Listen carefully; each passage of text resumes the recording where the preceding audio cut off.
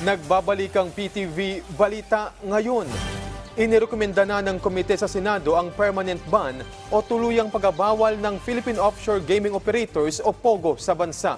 Giit ni Senate Committee on Ways and Means Chairperson at Senador Win Gatchalian, ito'y upang mapigilan ang iba't ibang krimen na kinasasangkutan ng ilang POGO companies. Sa datos ng PNP, mahigit 4,300 Pilipino ang nabiktima ng mga iligal na transaksyon ng POGOs noong January 2017 hanggang June 2023. Samantala, bukod sa permanent ban, iminungkahi rin ng senador o ng Senado na ipatigil ang operasyon ng mga POGO, bigyan ng iba't ibang trabaho ang mga magagawang maapektuhan at kanselahin ang work visa ng mga foreign nationals na sangkot dito.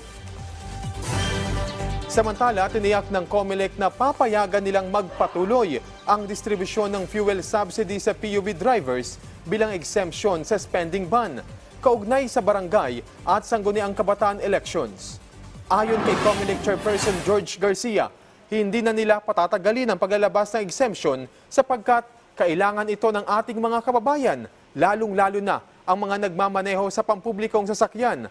Sa datos ng LTFRB, umabot na sa mahigit 63,800 na mga benepisyaryo ang nakatanggap ng fuel subsidy. Layon po ng programa na matulungan ang mga PUV driver at operator sa kabila ng mataas na presyo ng produktong petrolyo. Sa puntong ito, alamin naman natin ang iba pang mga balita sa PTV Davao mula kay Julius Paco. Mayong adlaw, 7 ka mga miyembro sa New People's Army Communist Terrorist Group ang nisurrender sa 56 Infantry Battalion niadtong adlaw nga Sabado sa Sitio Baugan.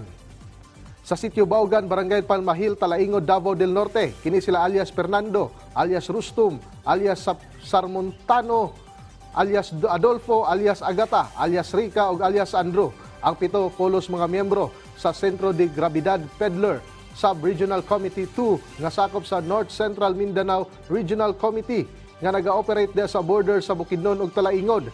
Ang kalisod sa kinabuhi sa bukid ang gitudlong hinungdan sa pagbalik sa gobyerno sa mga kanhing rebelde. Ang 7 anakaron sa 56 IB alang sa custodial briefing ug medical intervention.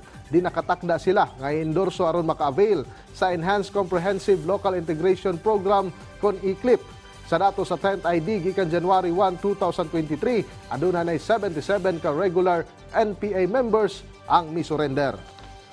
Samtang 1,338 ka mga bags nga adunay school supplies ang gihatag sa City Government of Panabo alang sa mga daycare pupils sa Central District niadtong adlaw Lunes nga gipahigayon sa Barangay Santo Niño Covered Court Gym sa Panabo, Davao del Norte.